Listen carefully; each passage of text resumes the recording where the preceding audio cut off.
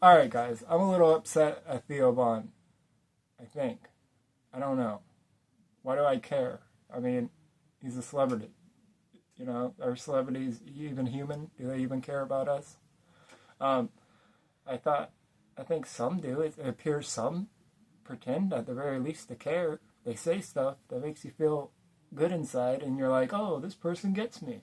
And I started listening to Theo Vaughn like years ago when he was still part of the King and the Sting, and you know, it was like I was kind of embarrassed to listen to him because somebody might hear something out of context and be like, what the hell are you listening to?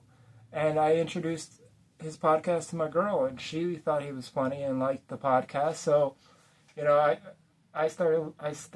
listened to all of them, and some of them hit home. Some of them really helped. Days when I would be doing, you know, the monotony, or whatever the frick the word is, of work would catch up to me. He would say something that made me feel better, and I know I sound like a crazed fan right now, but he wasn't into politics, and he seemed human. And even though I thought some of his stories were exaggerated or made up, or, you know, maybe his character is just a persona and it's not really how he acts, you know, it still seemed like he was saying stuff from the heart and really cared. And I still want to believe that.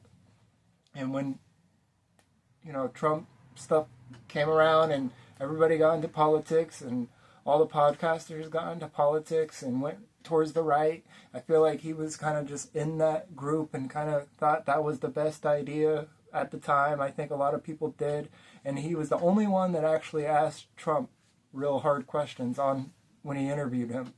And to be honest, podcasts never should have turned into interviews. We should have kept them podcasts, but that's a different story.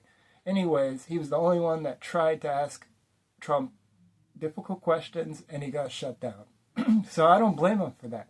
But what I think happened is after Trump got elected, I think he saw that, hey, tide's going a different way here. People are starting to be like, what the heck is this guy doing? And I think he kind of backtracked, distanced himself, had second thoughts, which is allowed. It's human, you know.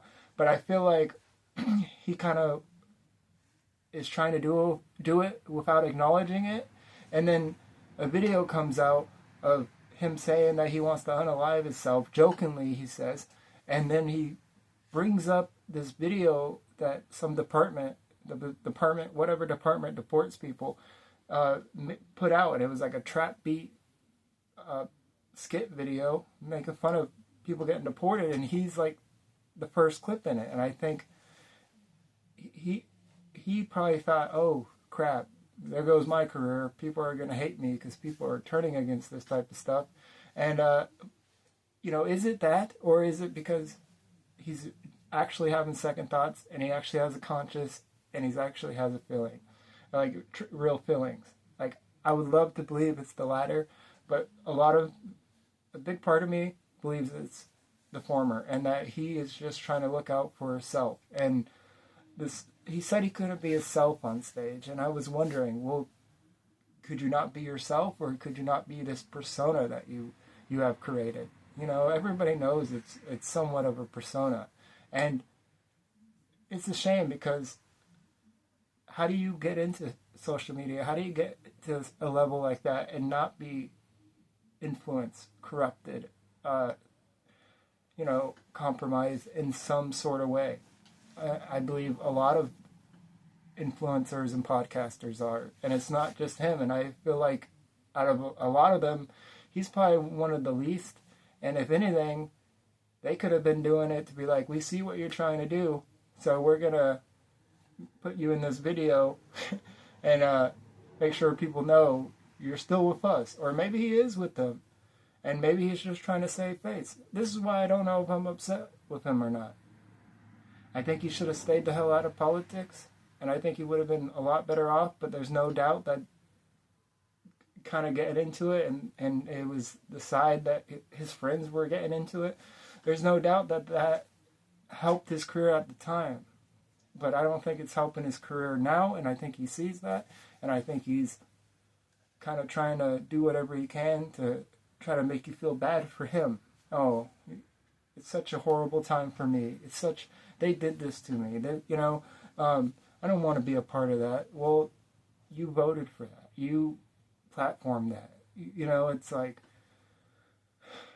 you got to take some type of responsibility, right?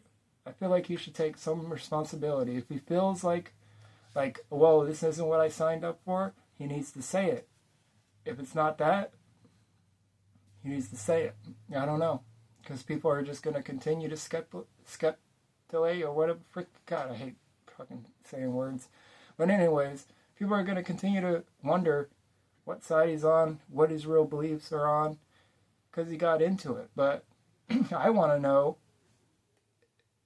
does he want the best for regular people, or is he just looking out for himself?